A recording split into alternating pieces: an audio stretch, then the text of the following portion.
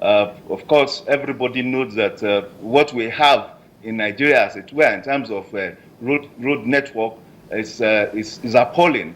Of course, in the area of security, we want to see a continuation and intensity, more intensity in the fight against Boko Haram. And of course, the reports we are getting from that quarter has been quite encouraging. We also expect a lot of economic activities now. Yes, plans would have been on ground now.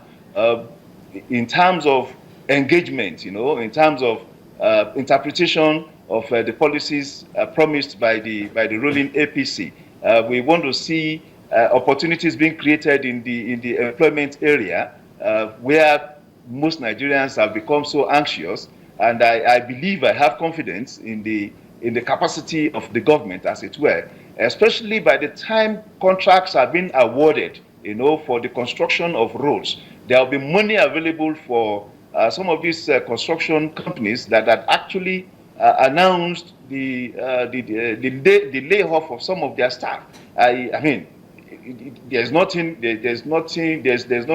way to explain that than to say, okay, it is because they didn't have money from their construction activities. Once they have that, of course, we know that things will start happening.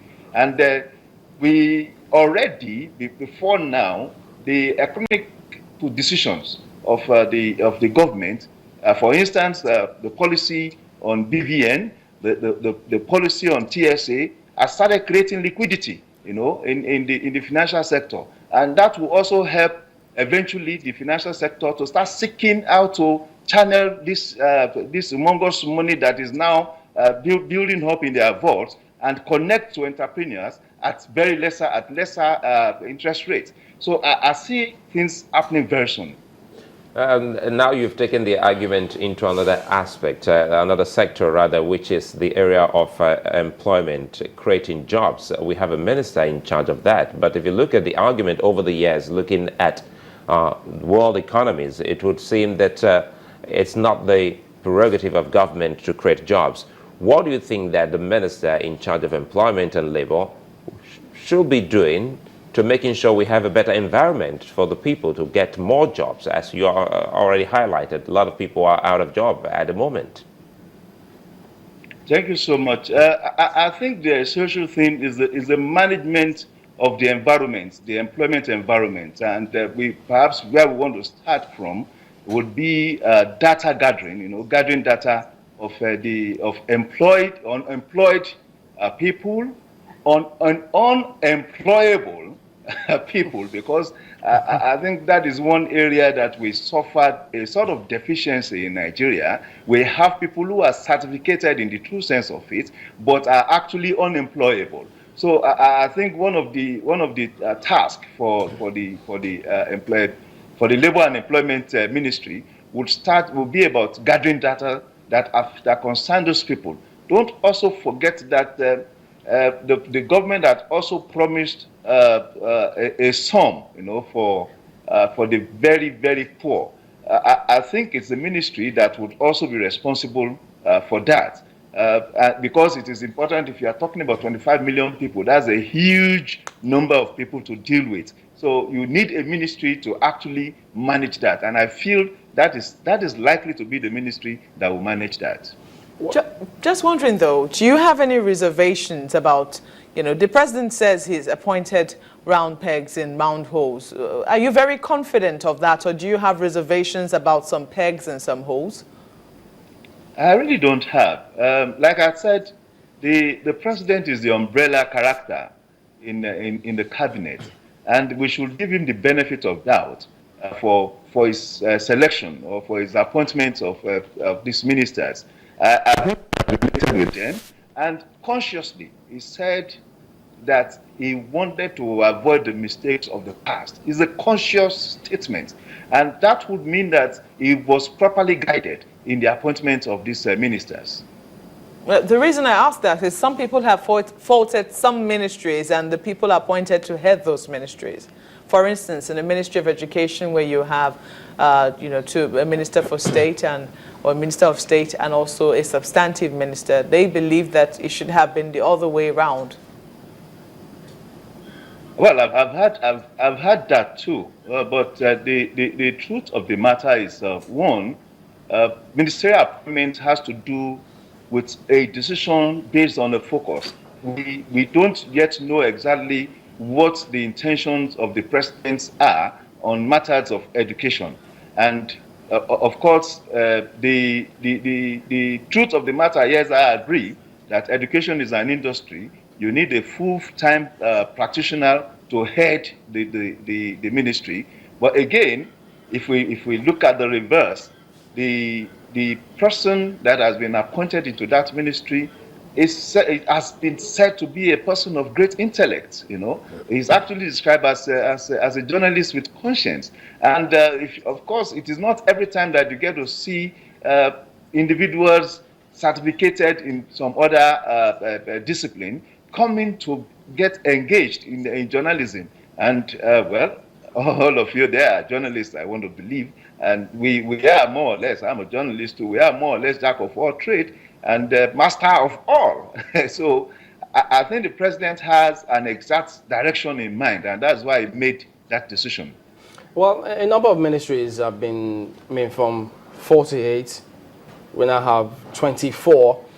But some of the ministers too, while they were defending the reason for the nomination in the Senate, did speak about the police, the need, why it needs to be restructured. And just looking through, police affairs is not featuring anymore. Where do you see that restructuring of the police coming from? Well, I think in the first instance, the Ministry of Police Affairs shouldn't have been created in the first instance. There was no need for it. Perhaps at the time of its creation, there were a number of exigencies that informed its creation.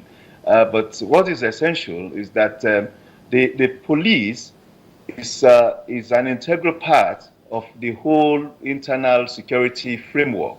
And I also think it is wrong to have an independent Ministry of Police Affairs and also have prisons, for instance, in another ministry.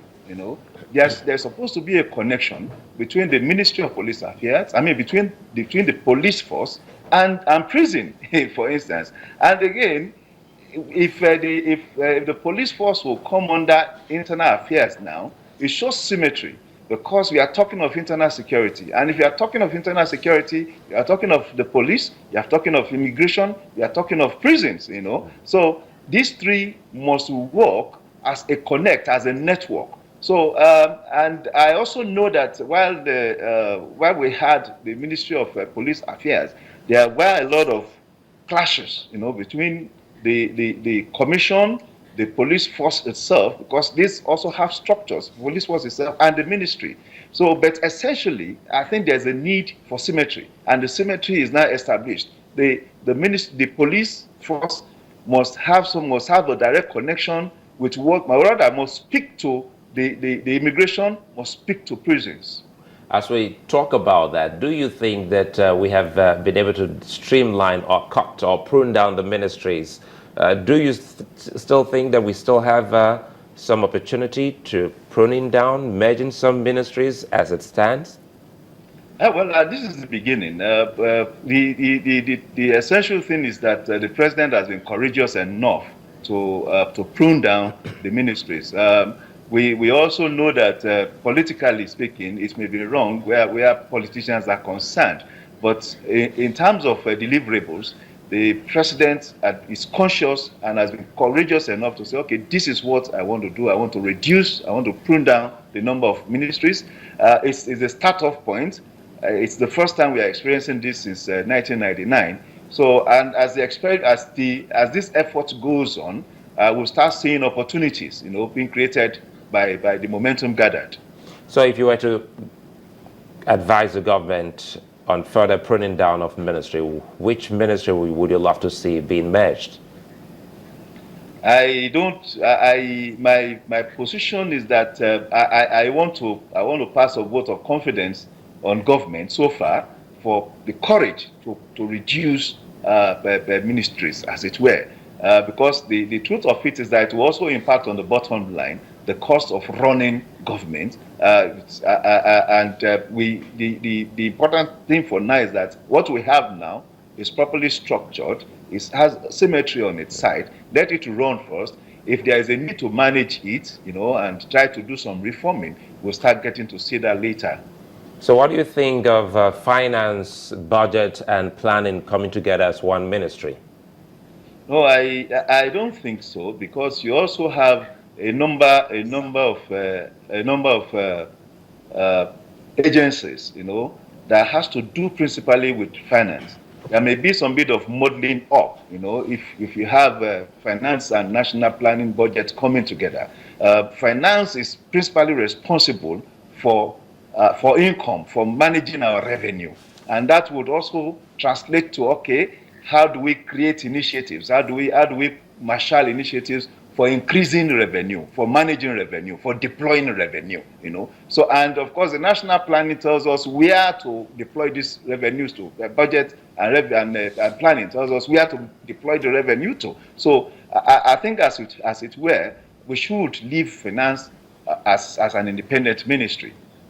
All right, Niyi Akinsiju, thank you very much indeed for your thoughts today. Thank you so much. All right, we will be back in a moment. That's what we're focusing on the whole day today, so don't go away yet.